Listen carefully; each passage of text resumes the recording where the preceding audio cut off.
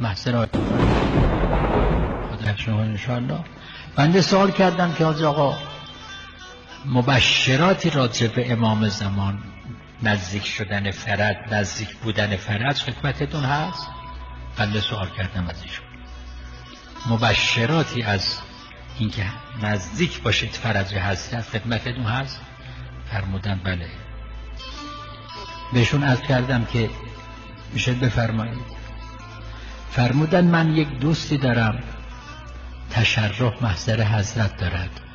آیت الله بهجت فرمودن من یک دوستی دارم تشرف محضر حضرت بقیت الله دارد.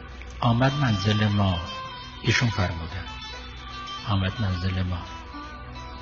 ازش سوال کردم تازگی تشرف داشتیم محضر امام زمان؟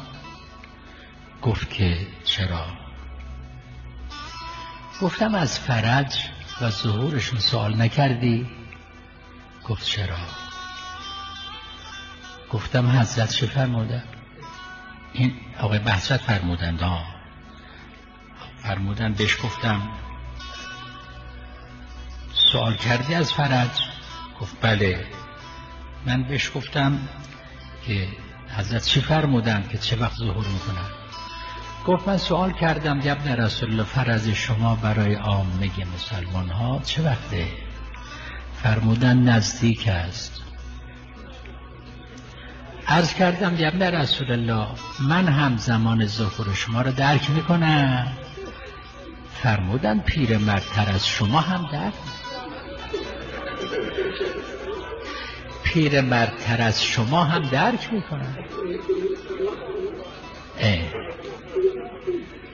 بنده سوال کردم از آیت الله بهجت این دوست شما که این تشرف داشته چند سالشونه؟ ایشون فرمودند که 62 سال تقریبا. پیرمردتر از شما هم درک میکنن. برادر فرج نزدیک است.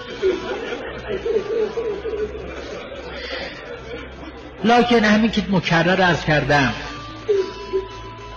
گفت تا نگرید کی نوشد نبرد. دعا کنید آقا. عرضه متوقفه بر تقاضاست. بخواید خدا بده، تقاضا بکنید از خدا، خدا عنایت میکنه. دعا کنید مخصوصا بعد از نمازها موقع استجابت دعا. یکی وقتش وقت قرآن خوندن است، دعا مستجاب است. نزدیک غروب آفتاب موقع استجابت دعاست.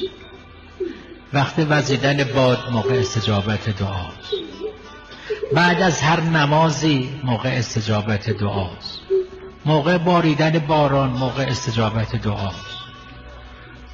مخصوصا شب و نصف شب قبل از اذان صبح بلند میشه سحری بخوری، 2 رکعت نماز بخور، خدای فرج آقامون رو برسون، دعا رو بکن، انشاءالله خدا دعا مستجاب میکنه.